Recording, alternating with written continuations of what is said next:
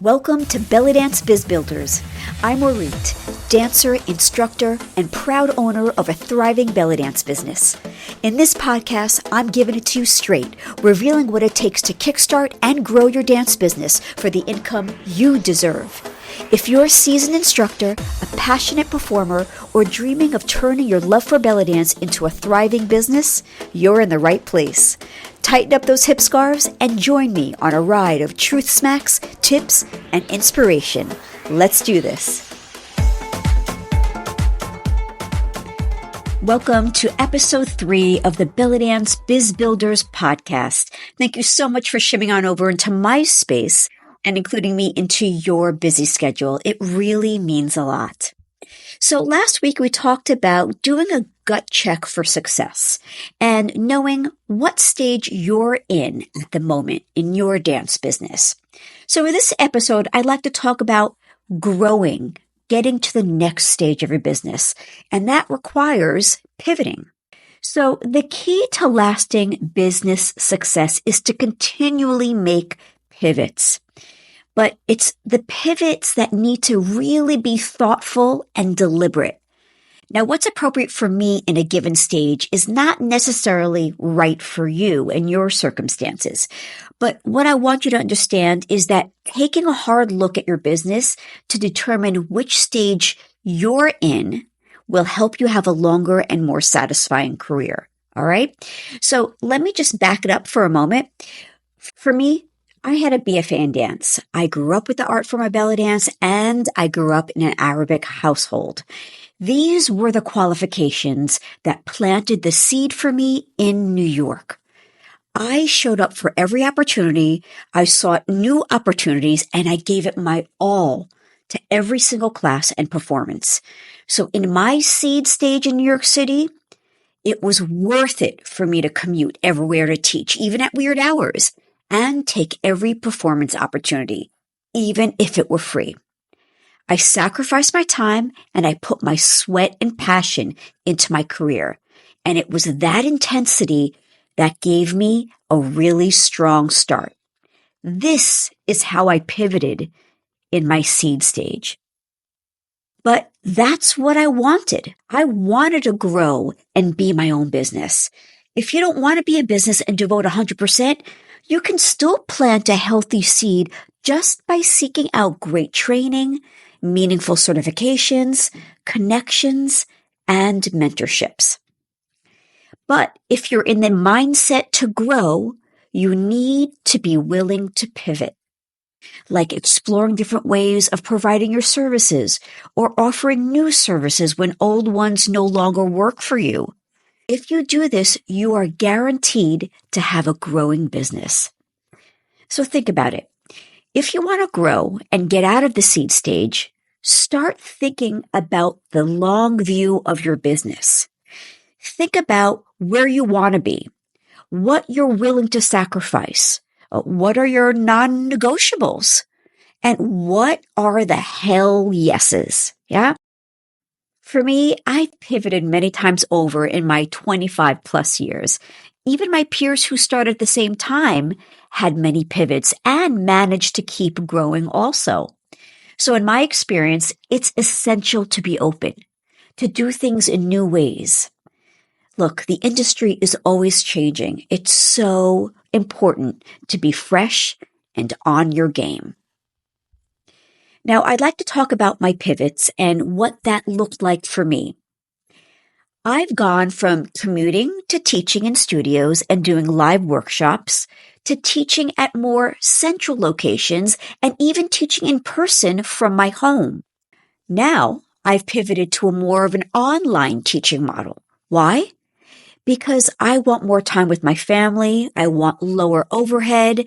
I want reduced travel costs, so that I can do more travel opportunities that I want due to the more freedom that I have. I couldn't have pivoted smoothly into my current situation if I hadn't gone through the other stages of building my business first, because I had to both realize what I wanted on my own, as well as what my students wanted and my potential students wanted. I understand, totally understand that many of you got into this wonderful art because you love the movement. You love the music, the culture, etc. That's wonderful. And some of you only like teaching the art of it. So did I. But then one of my pivots was adding fitness to belly dance. And guys, let me tell you, that is when my business went from seed into the bloom stage. Hear me out on this. Here's why and how fitness has helped me. Fitness made me more marketable. Think about it. The fitness industry is much bigger than the dance industry. It brings more people through the door. Think about it. When people think about starting a new movement regimen, they think about going to the gym, not the dance studio, right? And frankly, guys, it's only us dancers who go to the dance studio. So meet people where they are. But if teaching at a dance studio is more of your jam, then adding the words fitness or workout in the title of your class is much less intimidating than a dance class. And then once you get that nice core of people, you can then graduate them into your traditional belly dance classes. It's a simple and natural trajectory. So it's a win-win. The other reason why it's beneficial to add fitness is because it provides more of a flexible lifestyle than performing. Think about it again, guys. The hours are better than nightclubs and restaurants. The stress is lower. It's more flexible. It's less expensive than paying for a wardrobe of costumes.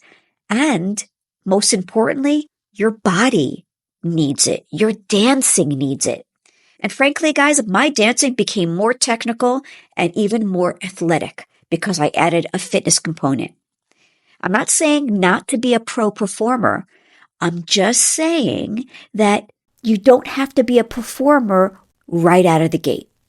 You can even use belly dance fitness as your way of saving up for your performance career, like costumes, travel, and possibly even moving to a city that has more paid performance opportunities. And the third benefit is teaching or learning how to teach belly dance fitness can only help you, not hurt you, because it's great for your dancing. It increases your dance strength, your dance stamina, and yes, name recognition. Why? Simply because there's more people at the gym. It's a cold audience. They may need you at a business event. They may need you at a wedding. They also eat at restaurants. You may get them to come to your restaurant gigs. See, this is an easy way to get in front of a cold audience, people who haven't seen you before or seen belly dance for that matter. See, the people that already go to restaurants or go to your gigs, they're already your warm audience.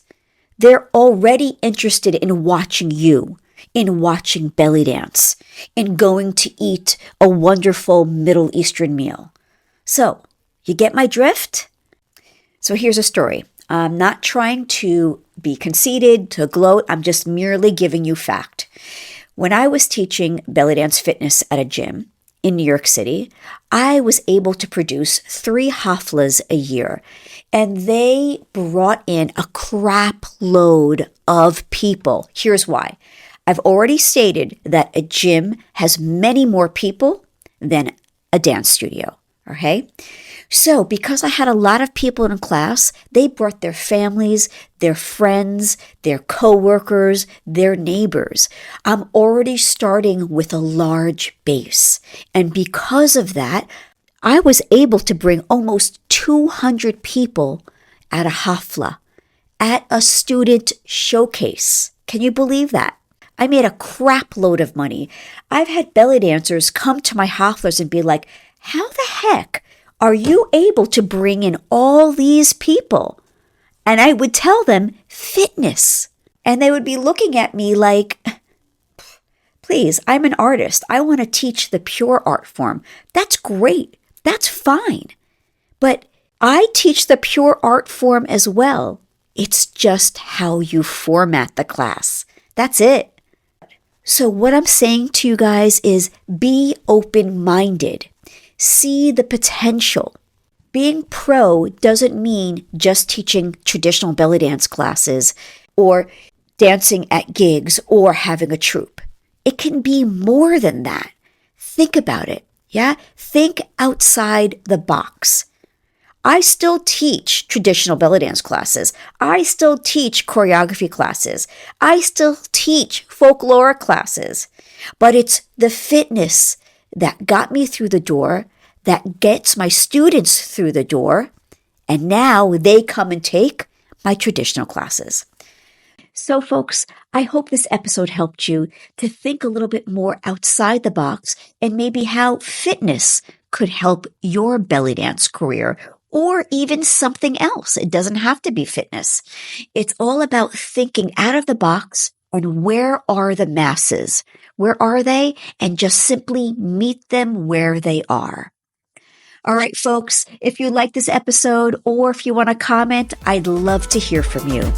Until next episode, go and kick ass.